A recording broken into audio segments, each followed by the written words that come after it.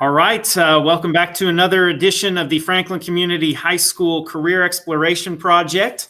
Today we have with us Patty Whitaker, and Patty is the medical quality consultant at Lilly.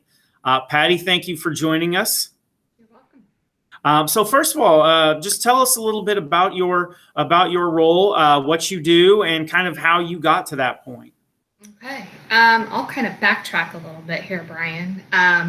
I went to IU School of Nursing, and I worked in the hospital setting for 10 years.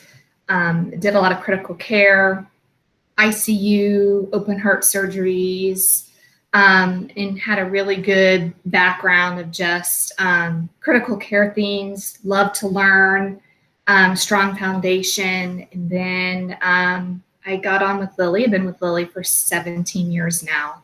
I've had 5 different roles within Lilly, all that were needing a nursing background or a strong science background. So just because I went to pharma doesn't mean that my degree is not usable or not recognized within the company. In fact, they definitely hire nurses and pharmacists and biologists and researchers and all types of background. But my nursing degree and all the experience that I gained over 10 years has done me well within the different roles that I've held within Lilly. I'm new into this role as the medical quality consultant since August, made a job transfer of 8 years in my previous role. And that's the beauty of working for a pharmaceutical company, because you still work for one company, but you can explore so many different things within the company and how each, I kind of explain that Lilly is like one big mall, but each function is like a different shop, right? And it may flavor to different things, a shoe store or clothing store or a jewelry store or whatever. And it brings different themes and of what you learn, but it all kind of rolls up into the bigger goal of Lilly in making patients' lives better. So I've been in the role since August. I support a large part of our rheumatoid arthritis and Alzheimer's portfolio that we have ongoing from phase 1, from when the compound comes out of the animals stage all the way to market. And that's globally. And so my role, and I have to have a strong science because I have to understand these compounds, and I have to understand their disease states, and I have to understand how it affects patients. And wondering, as we start these clinical trials, what is our protocol state? Is the safety of our patients in line? Do we have serious breaches, inspections and audits? So when we have our agencies like the FDA from a US perspective, or Health Canada from Canada, or the EMEA from the UK, if they come in and audit or inspect us, I'm in the forefront line between that and the business. So the different roles that I've had within Lilly has had stronger base. The last role, you need to understand your regulations. It's the desire of learning. You really need to learn, want to learn, and be in the forefront of that. And I will say that, with Lilly, you've got to have that business acumen to yourself. So yes, you've got the science, but you've got to also have that business acumen and understanding OPEX and budget and leading a team. I've had to lead a team for quite a while, and so different aspects, but that's what has kind of been my journey so far since I've graduated from IU. Yeah. So, you talked about, you had obviously your nursing background and your nursing degree from IU. Are there opportunities within Lilly to gain training or education, and have you taken advantage of that? Absolutely. And I think that's a little bit of self-driven, right? So Six Sigma, that word's been around for quite a while. Six Sigma black belt and green belt, project management. When you kind of get invested in an area that you love and are passionate about, then you're like, what can I do to be be better at that. So I came from regulatory, and regulatory is a pretty high profile regulation area. And so, regulations are changing day in and day out, and it's the law and what we need to do and what not to do. And then do we have business processes to support that? So that was my role previous, but to get better and to kind of be the industry lead, right? Because then you kind of shoot for the star. Then you take exams. It's almost like classes that are offered through Lilly, and then you do that to advance yourself, and then you kind of become industry recognized, right. And then you become that go-to person, not just within Lilly, but across pharma. And so, yes, there's multiple classes to take. Or last year I went through the leadership of Johnson County, and that was something completely outside of Lilly, but it's something that I wanted to utilize to bring into Lilly just to kind of compare apples. And Lilly was supportive, and Lilly was able to let me off one day a month and let me to enhance my skills that way. Yeah, it's kind of something that I've seen with other people too, where they have gotten in the door, and the classes, or they've taken advantage of what their company has offered and move their way up because of those classes. So do you see that as something that's happened to you with like your nursing background may have gotten you in the door, but are those other classes the reasons you've kind of worked your way up? And Absolutely. obviously your drive, obviously. Absolutely. I mean, a simple class of insights into personal effectiveness, right? And it's a huge I mean, that's one example, but it's just a survey of how do you work and how do you operate. And then they classify you by color. So when you get this readout and you go through this class of, am I red, yellow, blue, or green, right? And red is being bold. And I like be brief, be bright, be gone, right?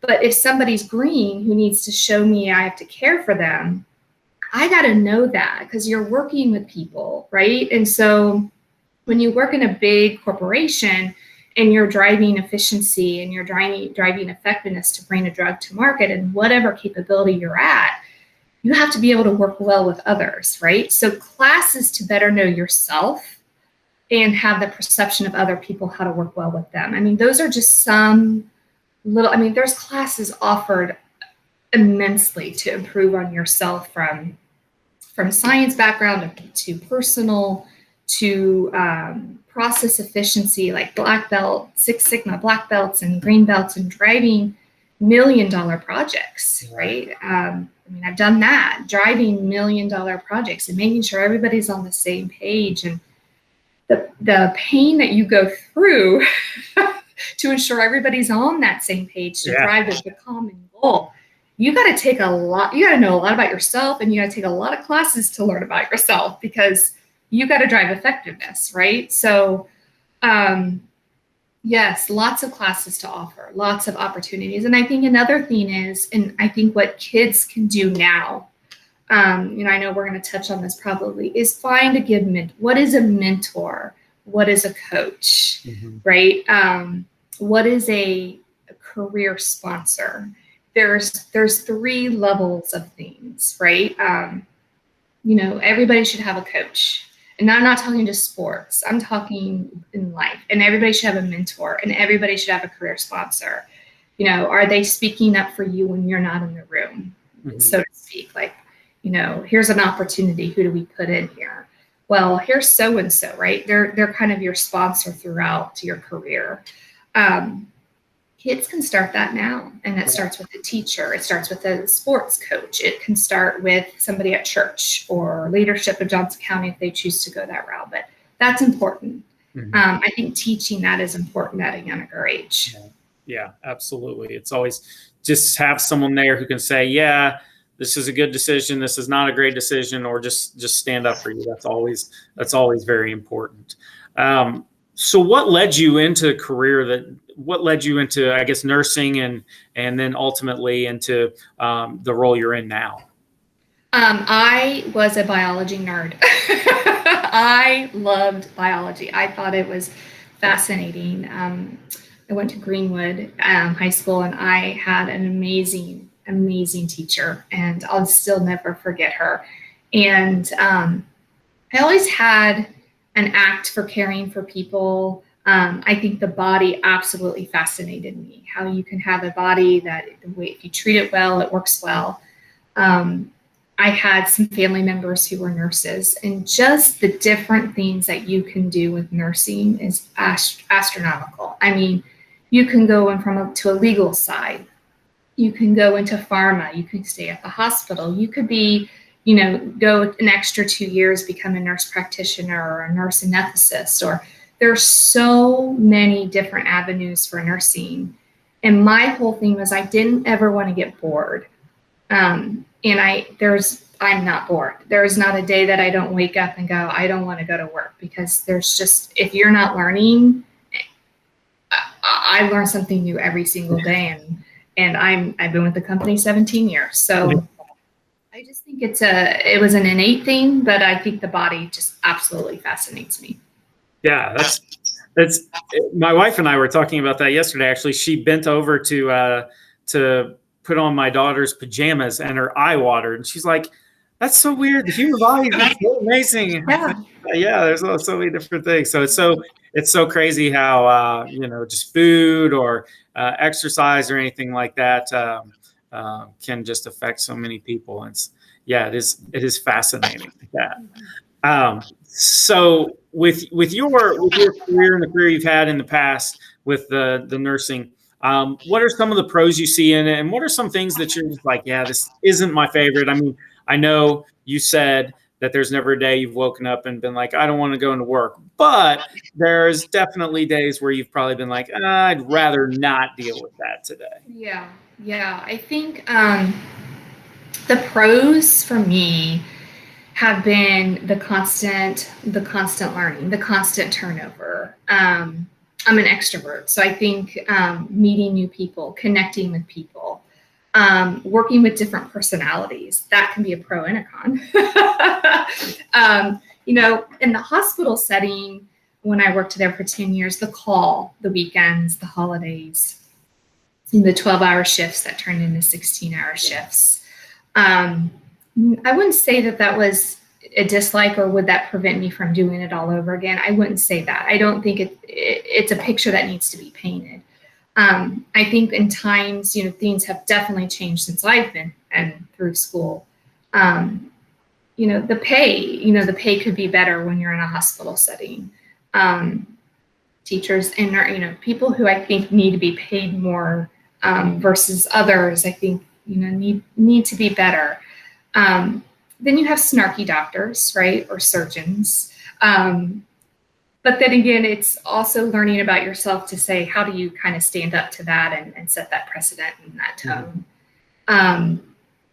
I think that the way healthcare is going now, there's pros and cons into that. And I think as a nurse, you want to be an advocate and you want to do more, but you can't do more. And that's frustrating on that side of things too.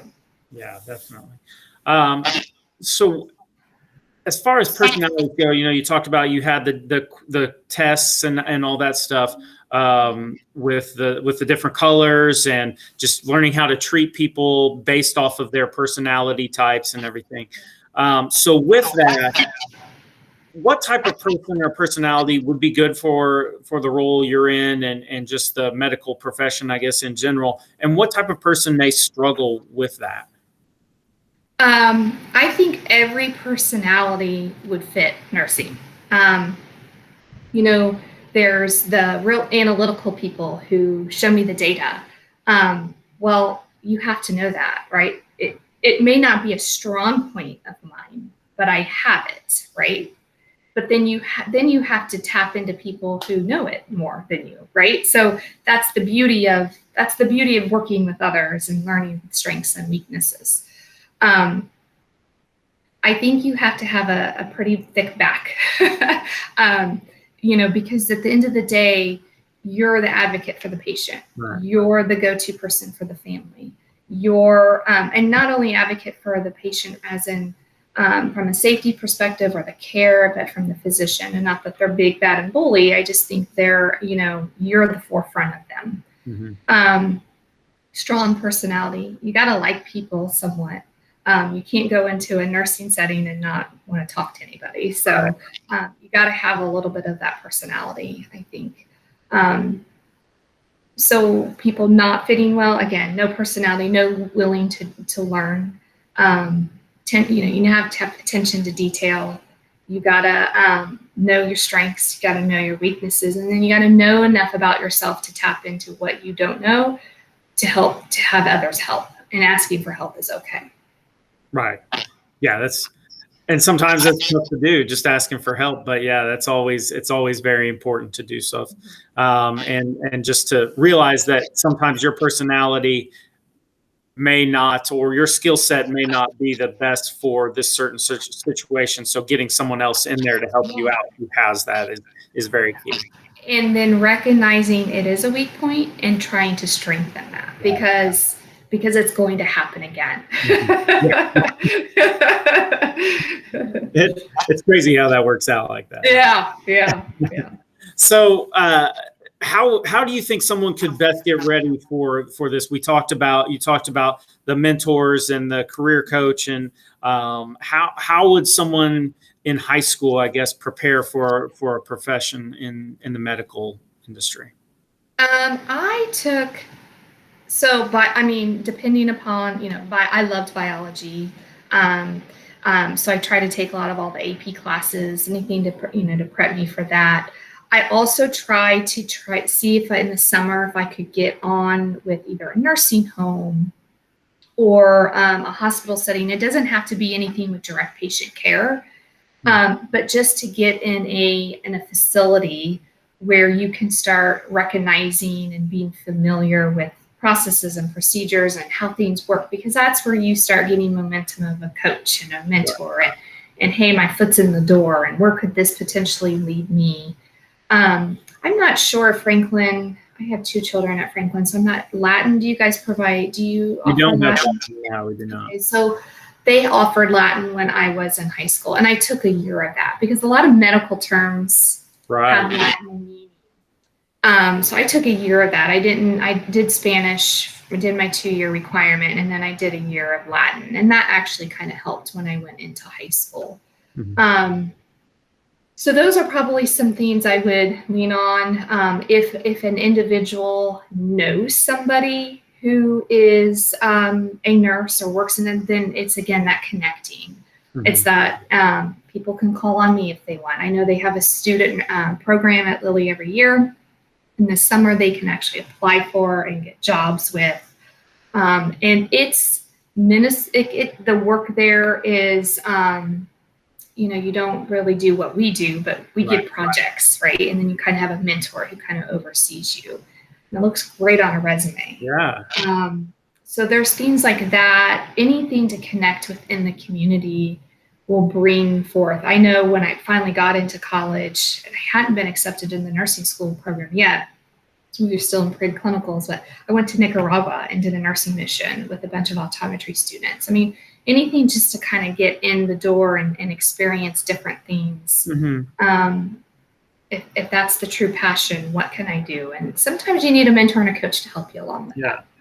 Well, and it's even good if you get your foot in the door and you maybe realize, I don't want my foot in this door. I want it in another door. It's better to realize it when you're 16 or 17 than 26 or 27. Exactly. Yeah. Exactly. So, okay, I'm going to get you out here on this one. Okay.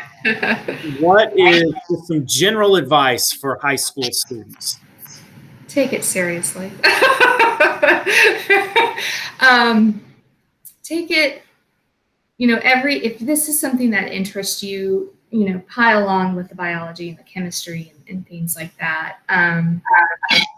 I would recommend that they seek opportunities outside of high school. I know schedules are busy and the pandemic we're living through right now, but if things interest you, try to find somebody. If you want to learn about the drug pipeline, reach out. I can help, or I can connect you with somebody, or learn. Just have a willingness to learn and put forth your best effort every single day, because it will pay off. it's truly amazing that as I get older, I look back and I think on certain opportunities, and I'm just like, oh, I could have taken way more advantage of that situation, or I could have done something in that situation, where you just look back and so that's a great piece of advice. Just taking it seriously and just going outside of your comfort zone a bit. Outside of your comfort zone, because I think the kids who can learn that earlier on will benefit much later for that. Yeah, Always think outside the box, even though it's not comfortable. Yeah, because you're going to go there at some point anyways. Exactly. All right, Patty, thank you so much for joining me here this morning. I really appreciate it. No problem. Thanks for having me. Patty Whitaker, the medical quality consultant at Lilly. And this has been another edition of the Franklin Community High School Career Exploration Project.